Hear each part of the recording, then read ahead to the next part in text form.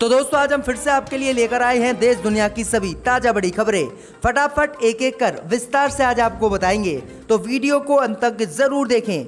दोस्तों वीडियो बनाने में हमें काफी मेहनत लगी है, तो वीडियो को दिल से लाइक कर दें। जहां दोस्तों पहली खबर में आपको बताएंगे जो बड़ी खबर सामने निकल कर आई दोस्तों कि उत्तराखंड की भाजपा सरकार ने मस्जिदों पर लाउड स्पीकर से अजान पर लगाई रोक, मुसलमानों को दिया है बड़ा झटका।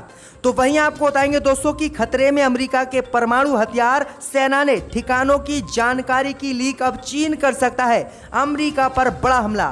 तो वहीं आपको बताएंगे दोस्तों कि बंगाल में भाजपा को लगा आज एक और बड़ा झटका। बंगाल में भाजपा के 2 और नेता दे सकते हैं बीजेपी से इस्तीफा, ममता की पार्टी में जाने की इच्छा की है जाहिर। तो वही आपको बताएंगे दोस्तों कि आज मोदी सरकार के 7 साल हुए पूरे, कांग्रेस ने बोला हमला, कहा मोदी ने 7 सालों में देश को कर दिया भिखारी। तो वहीं आपको बताएंगे दोस्तों कि बिहार में कभी भी हो सकते हैं चुनाव, गिर सकती है बिहार में नीतीश और भाजपा की सरकार। जीतन राम मांझी और मुकेश साहनी ने बढ़ा दी है नीतीश की मुश्किलें, दे सकते हैं तेजस्वी को समर्थन।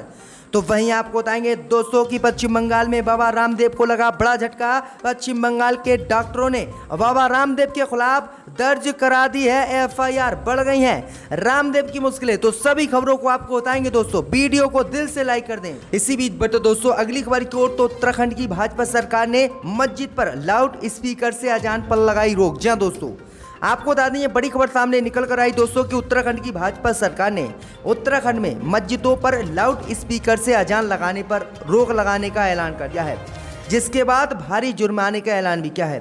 दरअसल आपको बता दें कि उत्तराखंड की भाजपा सरकार ने ध्वनि प्रदूषण पर सख्ती बढ़ाने का फैसला किया है। सरकार के मुताबिक धार्मिक स्थलों, शादियों या अन्य आयोजनों में वाहनों से ध्वनि प्रदूषण फैलाने पर भारी जुर्माना वसूला जाएगा। इसी को लेकर शुक्रवार को उत्तराखंड की भाजपा सरकार ने कैबिनेट की बैठक की। इस बैठक में भाजपा ने बताया है कि केंद्र की मोदी सरकार के नाइज पॉपुलेशन रेगुलेशन एक्ट के तहत अगर कोई शख्स ध्वनि के मानक का उल्लंघन करता है या फिर मस्जिद में लाउड स्पीकर से अजान लगाता है, अगर उसने पहली बार में सरकार की बात नहीं मानी तो 1000 रुपये का जुर्माना लगाया जाएगा, दूसरी बार नहीं मानी तो 2500 का, और तीसरी बार नहीं मानी तो 5000 रुपये का जुर्माना लगाया जाएगा। और वहीं आपको बता दें कि ध्वनि प्रदूषण फैलाने वाले सभी जो है वस्तुओं को जब्त भी सरकार करेगी। तो ये बड़ी अपडेट आई दोस्तों, बड़ा ऐलान उत्तराखंड की भाजपा सरकार ने किया है कि किसी भी कीमत पर धार्मिक स्थलों पर अब लाउड स्पीकर नहीं बजाने दिए जाएंगे।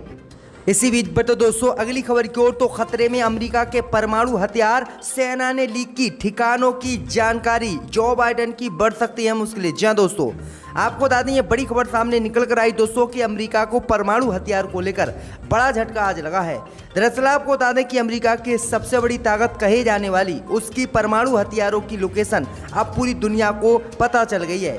ये लोकेशन अमेरिका के सैनिकों ने ही गलती से लीक कर दी, जो यूरोप के लिए सबसे बड़ा खतरा साबित हो सकती है। खबर के मुताबिक अमेरिकी सैनिकों ने एक ऐप पर खेल खेल में परमाणु हथियारों की जानकारी दे दी। ये ठिकाने यूरोप में हैं और कई ऐसे देशों में हैं जो देश खुद को परमाणु हथियार का विरोध करने पर बताते हैं। ऐसे में राजनीतिक बवाल अब अमेरिका में हो गया है।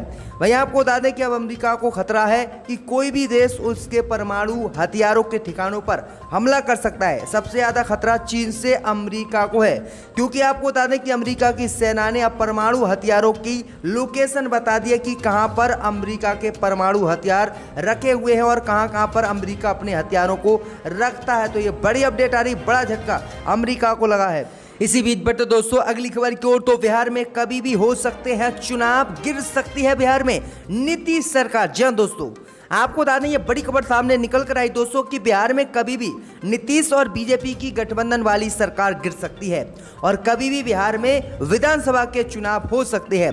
दरअसल आपको बता दें कि जीतन राम मांझी और मुकेश सहनी आपस में उन दोनों ने बिहार में मुलाकात की है, जिसके बाद नीतीश सरकार की मुसीबत बढ़ गई है और उम्मीद जताई जा रही है कि जीतन राम मांझी और मुकेश सहनी नीतीश कुमार से अपना समर्थन ले सकते हैं और बिहार में तेजस्वी यादव की सरकार बना सकते हैं या फिर बिहार में दोबारा से चुनाव हो सकते हैं। दरअसल आपको बता दें कि जीतन राम मांझी ने जो है नीतीश सरकार पर कोरोना को लेकर और लॉकडाउन को लेकर निशाना साधा था। उन्होंने कहा था कि नीतीश कुमार से प्रदेश नहीं संभल रहा है, इसलिए उन्हें तत्काल सही कदम उठाने चाहिए। इससे पहले आपको बता दें कि बिहार में लालू यादव की वापसी हुई और लालू यादव के समर्थन में जीतन राम मांझी खुलकर आए थे, जिसके बाद अब बिहार में राजनीति गर्मा गई और कभी भी बिहार में चुनाव हो सकते हैं और बीजेपी और नीतीश की सरकार बिहार में गिर सकती है। तो ये बड़ी अपडेट दोस्तों बिहार से आ रही है। इसी बीच बढ़ते दोस्तों अगली खबर की ओर, तो पश्चिम बंगाल में भाजपा को लगा आज एक और बड़ा झटका। 2 भाजपा के नेता टीएमसी को करेंगे जल्द ज्वाइन, देंगे भाजपा से इस्तीफा। जी हां दोस्तों, आपको बता दें ये बड़ी खबर सामने निकल कर आई दोस्तों कि जब से पश्चिम बंगाल में ममता बनर्जी ने चुनाव जीता है, तब से भाजपा के बड़े नेता इस्तीफा दे देकर टीएमसी को ज्वाइन कर रहे हैं। इस बीच खबर सामने निकल कर आई दोस्तों कि बंगाल में 2 और भाजपा के नेताओं ने टीएमसी में जाने की इच्छा जाहिर की है, जिसके बाद भाजपा को बड़ा झटका बंगाल में लगा है। दरअसल आपको बता दें कि अब भाजपा के एक और नेता ने टीएमसी में जाने की इच्छा जाहिर की है। उनका आरोप है कि अल्पसंख्यक मोर्चा में पद पर रहने के बावजूद वह काम नहीं कर पा रहे हैं, जिसके कारण उन्होंने भाजपा से नाता तोड़ने का निर्णय लिया है। वहीं भाजपा के अल्पसंख्यक मोर्चा के अध्यक्ष अली हुसैन ने बताया है कि अल्पसंख्यक मोर्चा के उपाध्यक्ष कासिम अली को पद से हटा दिया गया है। इसके अलावा अन्य जिम्मेदारी से भी उन्हें हटा दिया गया है, इसलिए हम भाजपा से इस्तीफा देंगे और टीएमसी को ज्वाइन करेंगे। वहीं आपको बता दें कि 2017 में ये दोनों ही नेता बीजेपी में शामिल हुए थे। तो ये बड़ी अपडेट आई दोस्तों कि अब इस्तीफा देने जा रहे हैं भाजपा से और टीएमसी में शामिल होंगे। इसी बीच बढ़ते दोस्तों अगली खबर की ओर, तो मोदी सरकार ने आज 7 साल किए पूरे, कांग्रेस ने कसा तंज। जी हां दोस्तों, आपको बता दें कि केंद्र की मोदी सरकार ने आज 7 साल पूरे कर लिए हैं। सरकार इस दौरान अपनी उपलब्धियों को देश में गिना रही है। वहीं कांग्रेस ने सरकार पर पलटवार किया है और कांग्रेस ने कहा है कि देश ने 7 सालों में बहुत कुछ खो दिया है। तो ये भाजपा की बड़ी अपडेट आ रही कि आज 7 साल बीजेपी की मोदी सरकार ने पूरे कर लिए हैं।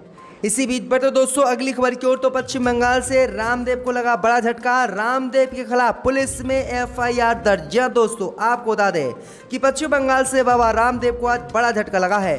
बाबा रामदेव के खिलाफ भारतीय चिकित्सा संघ ने योग गुरु बाबा रामदेव के खिलाफ एफआईआर दर्ज बंगाल पुलिस में करा दी है।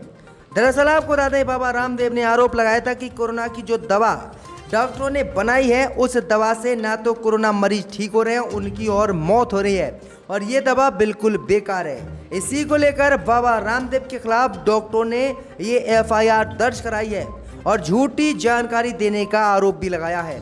वहीं बाबा रामदेव पर हमला बोलते हुए डॉक्टर 1 जून के पूरे देश में धरना देंगे, विरोध प्रदर्शन करेंगे और बाबा रामदेव के पुतलों को फूकेंगे।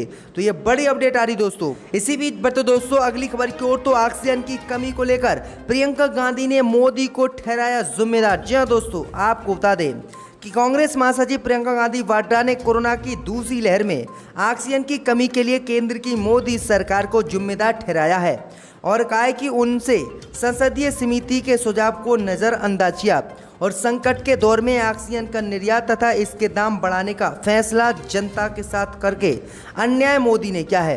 प्रियंका गांधी वाड्रा ने कहा है कि जब देश में ऑक्सीजन की कमी थी तो मोदी ने ऑक्सीजन का निर्यात 70-700% तक बढ़ाया था, जिससे कोरोना की दूसरी लहर में देश को ऑक्सीजन की भारी कमी का सामना करना पड़ा। उन्होंने कहा कि बड़ी संख्या में लोगों को अपने परिजनों से बिछड़ना पड़ा क्योंकि ऑक्सीजन की कमी से लगातार देश में मौतें हुई हैं। तो ये बड़ी अपडेट आ रही, प्रियंका गांधी ने बड़ा हमला प्रधानमंत्री मोदी पर ऑक्सीजन को लेकर बोला है। इसी बीच बढ़ते दोस्तों अगली खबर की ओर, तो किसान नेता राकेश टिकैत को जान से मारने की धमकी देना आरएसएस के कार्यकर्ता को पड़ा भारी, पुलिस ने किया गिरफ्तार। जी हां दोस्तों, आपको बता दें कि भारतीय किसान यूनियन के राष्ट्रीय प्रवक्ता और किसान नेता राकेश टिकैत को जान से मारने की धमकी देना इंजीनियर और आरएसएस के कार्यकर्ता जितेंद्र कुमार को भारी पड़ गया है और मुजफ्फरनगर पुलिस ने वाक्यू के कार्यकर्ताओं की तहरीर पर कौशाम्बी पुलिस ने जांच शुरू कर आरोपी इंजीनियर जितेंद्र कुमार को गिरफ्तार कर लिया है। पुलिस ने इस घटना में प्रयोग होने वाले मोबाइल को भी बरामद कर लिया है। आपको बता दें कि लगातार किसान नेता राकेश टिकैत को जान से मारने की धमकी दी जा रही थी क्योंकि वह किसान आंदोलन का नेतृत्व कर रहे थे और मोदी सरकार के खिलाफ लगातार सवाल उठा रहे थे। तो इसी से नाराज होकर इस इंजीनियर और आरएसएस के कार्यकर्ता ने उन्हें जान से मारने की फोन पर धमकी दी, जिसके बाद पुलिस ने इन्हें गिरफ्तार कर लिया है। इसी बीच बढ़ते दोस्तों अगली खबर की ओर, तो मन की बात के कार्यक्रम पर राहुल गांधी ने मोदी पर साधा निशाना। जी हां दोस्तों, आपको बता दें कि अब से कुछ देर पहले ही प्रधानमंत्री मोदी ने मन की बात के कार्यक्रम के जरिए जनता को संबोधित किया। प्रधानमंत्री मोदी के इस कार्यक्रम पर कांग्रेस नेता राहुल गांधी ने निशाना साधा है। उन्होंने इस कार्यक्रम के प्रसारित होने से पहले ट्वीट कर कहा कि कोरोना से लड़ने के लिए चाहिए सही नियत, नीति और निश्चय, महीने में एक बार निरर्थक बात नहीं। उन्होंने कहा है कि प्रधानमंत्री मोदी ने एक बार भी किसानों और अन्य किसी को लेकर कोई बात नहीं की। प्रधानमंत्री मोदी अपनी छवि सुधारने के लिए विदेशों को कोरोना महामारी की दवा भेजते रहे, लेकिन देशवासियों की उन्होंने चिंता नहीं की। इसी को देखते हुए अब भारत में कोरोना महामारी तेजी से फैली और अब मोदी देश की जनता को संबोधित कर रहे हैं। राहुल गांधी ने कहा है कि मोदी ने अपनी इमेज बढ़ाने के लिए दुनिया में वैक्सीन भेजी, लेकिन जब भारत में वैक्सीन की कमी हुई तो किसी भी देश ने भारत की मदद नहीं की, सिर्फ सऊदी अरब को छोड़कर। तो ये बड़ी अपडेट आ रही दोस्तों। इसी बीच बटे दोस्तों अगली खबर की ओर, तो अल्पसंख्यक स्कॉलरशिप पर हाई कोर्ट के फैसले से केरल में मुसलमान हुए नाराज, ईसाई खुश। जी हां दोस्तों, आपको बता दें कि केरल में अल्पसंख्यक यानी मुस्लिम स्कॉलरशिप स्कीम को लेकर हाई कोर्ट से झटके के बाद राज्य सरकार मुश्किल में फंस गई है। हाई कोर्ट के फैसले से राज्य में मुस्लिम समुदाय बेहद नाराज है, तो दूसरी तरफ ईसाइयों में खुशी की लहर है। बता दें कि केरल हाई कोर्ट ने राज्य सरकार के 6 साल पुराने उस आदेश को रद्द कर दिया है जिसके तहत मुसलमानों के नाम पर मुसलमानों को 80% स्कॉलरशिप दी जा रही थी, जबकि ईसाइयों को इसमें महज 20% ही हिस्सेदारी थी। केरल हाई कोर्ट ने इस फैसले को असंवैधानिक बताया और इसे रद्द कर दिया, जिसके बाद अब केरल की पिनराई विजयन सरकार मुश्किल में फंस गई है और उन्होंने सुप्रीम कोर्ट जाने का फैसला किया है। तो ये बड़ी अपडेट आ रही है दोस्तों। इसी बीच बटे दोस्तों अगली खबर की ओर, तो हिंदू संगठनों ने सुप्रीम कोर्ट से लगाई गुहार, कहा गंगा में शव बहाने की प्रथा पर लगाया जाए रोक। जी दोस्तों, आपको बता दें कि कोरोना महामारी के इस दौर में गंगा नदी में तैरती लाशों की रिपोर्ट से चिंतित अब हिंदू संगठनों ने सुप्रीम कोर्ट में जनहित याचिका दायर कर इस प्रथा को रोकने की मांग की है। साथ ही याचिका में केंद्र की मोदी सरकार और राज्य व स्थानीय स्तर पर 3 स्तरीय पैनल का गठन कर गरिमापूर्ण तरीके से शवों को निपटाना सुनिश्चित करने की मांग की गई है। दरअसल आपको बता दें कि कोरोना महामारी की वजह से हुई मौतों को लेकर गंगा में जबरदस्त शवों को बहाया जा रहा है और इन शवों से गंदगी गंगा में फैल रही है और कोरोना संक्रमित मरीजों की संख्या भी इस पानी के दूषित होने से बढ़ रही है। अब इसी को लेकर सुप्रीम कोर्ट से हिंदू संगठनों ने गुहार लगाई है कि गंगा में जो व्यक्ति कोरोना पॉजिटिव हिंदुओं के शव बहा रहे हैं उस पर रोक लगाई जाए, क्योंकि इससे मछलियां समेत अन्य लोगों को भी नुकसान हो रहा है और गंगा का पानी दूषित हो रहा है। अब देखते हैं कि कौन कौन जो है क्या आदेश सुप्रीम कोर्ट इस पर देता है। पर सस्पेंड किया गया है, इनकी मुअत्तली को वापस लिया जाए।